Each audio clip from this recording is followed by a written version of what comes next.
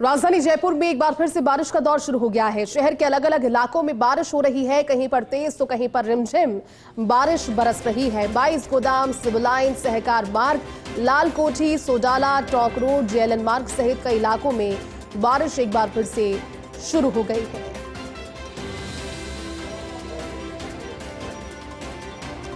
तो राजधानी जयपुर में एक बार फिर से बारिश का दौर शुरू हुआ है। हालांकि कल देर रात से ही तेज हवाएं और साथ ही साथ अलग अलग इलाकों में छितराई बारिश। कल दिन भर बारिश का दौर चलता रहा, कहीं पर रिमझिम, कहीं पर तेज। शहर के अलग अलग इलाकों में फिलहाल बारिश एक बार फिर से कहीं तेज तो कहीं पर धीमी गति में शुरू हो गई है। 22 गोदाम, सिविल लाइन, सहकार मार्ग, लाल कोठी, सोडाला, टॉक रोड, जेएलएन मार्ग सहित कई इलाकों में बारिश बरस रही है। देखिए, प्रदेश में मौसम ने एक बार फिर से मॉनसून के साथ में जो री एंट्री ली है, जो यू टर्न लिया है। लग रहा था कि मॉनसून अब हल्का पड़ गया है, लेकिन एक बार फिर से मौसम ने जो रंगत अपनी बिखेरी है, कई लोगों के लिए आफत तो कहीं राहत बनकर ये बारिश बरस रही है। हमारे साथ सहयोगी जियाउद्दीन इस समय जुड़े हुए हैं ज्यादा जानकारी के साथ। जियाउद्दीन, तेज बारिश के दौर के बीच में लग रहा था कि अब अगस्त के जाते जाते मानसून की गतिविधियां धीमी पड़ी है, लेकिन जिस तरह से आपने लगातार जानकारी पहुंचाई और मौसम विभाग का अंदेशा भी सटीक साबित हुआ, एक बार फिर से जयपुर शहर के अलग अलग इलाकों में बारिश शुरू हो गई है। जियाउद्दीन, मौसम तो खुशनुमा हुआ है, लेकिन दूसरा साइड भी बताइए जिससे परेशानियां भी लगातार बारिश के बाद नजर आती है। क्या पूरी जानकारी का है इस वक्त मौजूद है जियाउद्दीन?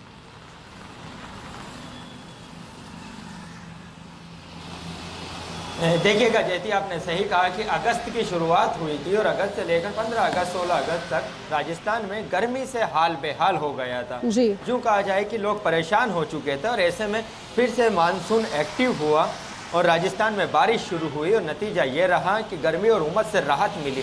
लेकिन ये राहत के बाद जिस तरह से बादलों के बदरा बरसे हैं, कह सकते हैं कि जो बादल बरसे हैं, उसके बाद राजस्थान में ये बारिश अब आफत की बारिश हो चुकी है। क्योंकि राजधानी जयपुर में पिछले 2-3 दिन से लगातार कभी तेज तो कभी रिमझिम बारिश का दौर है। उससे तापमान में गिरावट आई है, गर्मी और उमस से राहत मिली है। लेकिन अगर दूसरे हिस्सों के ऊपर नजर डाली जाए जो प्रदेश के हैं, खासतौर से कोटा संभाग के अंदर, तो कोटा हो, बारा हो, बूंदी हो, सवाई माधोपुर हो, टोंक हो और भीलवाड़ा हो, चित्तौड़ हो, ये वो जिले हैं जहां पे लगातार पिछले 2 दिनों से बारिश का दौर जारी है। अब तक रिकॉर्ड तोड़ बारिश हो चुकी है। अगर नैनवा के अंदर बात की जाए तो बीते दिन तो 20 मिनट से ज़्यादा बारिश वहाँ पे दर्ज की जा चुकी है। फिलहाल अभी भी बाढ़ जैसे हालात बने हुए हैं। कई गांव ऐसे हैं जो टापू में तब्दील हो चुके हैं। क्योंकि इन सब के पीछे एक वजह यह है कि अगस्त की शुरुआत से लेकर 15-16 तारीख तक मानसून पूरी तरह से डीएक्टिवेट हो चुका था। राजस्थान में मानसूनी गतिविधियां 0 हो गई थी, बारिश नहीं हो पा रही थी और ऐसे के अंदर मानसून की जो ट्रफ लाइन थी वो राजस्थान से शिफ्ट हो गई थी। लेकिन बंगाल की खाड़ी के अंदर एक नया वेदर सिस्टम डेवलप होता है, साइक्लोनिक सर्कुलेशन बनता है जो वेल लॉन्गमार्क प्रेशर एरिया में कन्वर्ट हो जाता है और इस वक्त वो मध्य प्रदेश और राजस्थान की सीमा पे बना हुआ है और इसी जगह पे स्टेबल हो चुका है। और यही वजह है कि दक्षिणी पूर्वी राजस्थान और पूर्वी राजस्थान के अंदर लगातार बारिश देखने को मिल रही है। चूंकि मौसम विभाग की ओर से अलर्ट जारी किया गया था कि आज भीलवाड़ा और चित्तौड़ के अंदर बारिश को लेकर रेड अलर्ट जारी किया गया था। 11 जिले ऐसे थे जहां पे ऑरेंज अलर्ट जारी किया गया था और बीकानेर, जैसलमेर को छोड़ दिया जाए तो तमाम जिले ऐसे थे प्रदेश के, उन तमाम जिलों के अंदर येलो अलर्ट जारी किया गया था। और यही नतीजा देखने को मिला कि राजधानी जयपुर में जहाँ येलो अलर्ट जारी किया गया था वहाँ पर रुक रुक कर हल्की से मध्यम दर्जे की बारिश जारी है।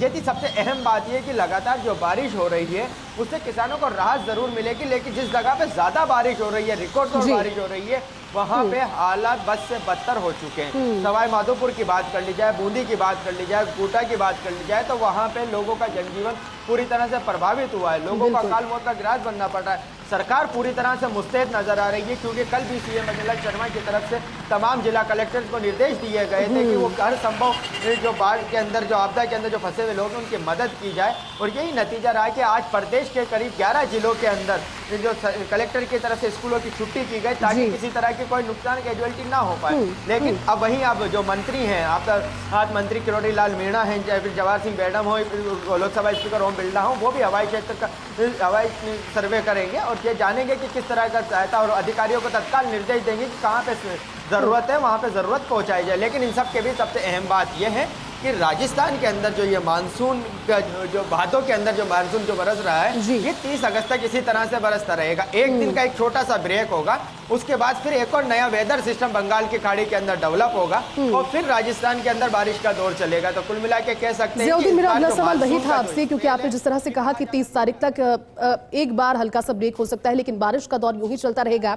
तो आने वाले दिनों के लिए, क्योंकि अभी का तो ऑरेंज अलर्ट और येलो अलर्ट हमने देख लिया जिस तरह से मौसम विभाग ने जानकारी दी, लेकिन आने वाले दिनों के लिए सितंबर महीने की शुरुआत क्या मानसून से घिरी हुई रहेगी या फिर तब जाकर के कहीं लगता है कि बारिश के बाद में जो आफत बरसती है वो मिनिमाइज हो जाएगी? और कोशिशें भी सरकार और प्रशासन अब लगातार कर रहा है जो आपदाग्रस्त इलाके हैं, बाढ़ प्रभावित इलाके।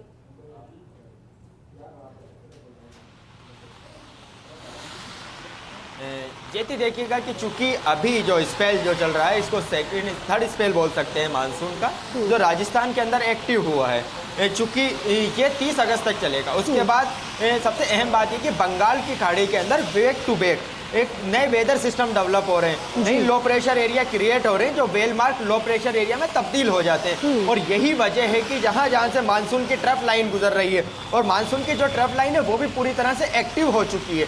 यही वजह है कि वो उस क्षेत्र के अंदर खासतौर से ज्यादा बारिश देखने को मिल रही है। फिलहाल जो बता रहा था कि मैं राजस्थान में किस तरह के हालात है, कुछ ऐसे ही हालात है। चूंकि जब हमने बात शुरू करी थी तो जब हल्की बारिश हो रही थी जयपुर शहर के अंदर, लेकिन अब एकदम से तेज बारिश हो चुकी है और इसी तरह की बारिश कमोबेश पूरे जिलों के अंदर हो रही है। तो इसी वजह से हालात और बदतर होते जा रहे हैं। लेकिन सबसे अहम बात यह कि जैसा आपने कहा तो सवाल पे आते हैं कि सितंबर के महीने में भी इसी तरह से राजस्थान के अंदर मानसून मेहरबान रहेगा, क्योंकि बैक टू बैक नए वेदर सिस्टम डेवलप होंगे और वो ट्रफ लाइन के जरिए राजस्थान से होकर गुजरेंगे तो वहाँ पर जबरदस्त बारिश देखने को मिलेगी। फिलहाल मौसम विभाग की ओर से भी संभावना जताई गई है कि इस बार जो मानसून है उसका जो स्पेल होगा लंबा होगा, क्योंकि जो टाइम पीरियड बताया जाता था करीब 90 दिनों का 100 दिनों का, उसके अंदर से ये मानिएगा कि 110 से 120 दिन का टाइम पीरियड राजस्थान के अंदर मानसून की दस्तक का रह सकता है, मानसून की मौजूदगी रह सकती है। मानसून की विदायगी जो तय समय है उससे देरी से हो सकती है। तो अपने आप के अंदर एक ये अच्छा संकेत है, क्योंकि राजस्थान के अंदर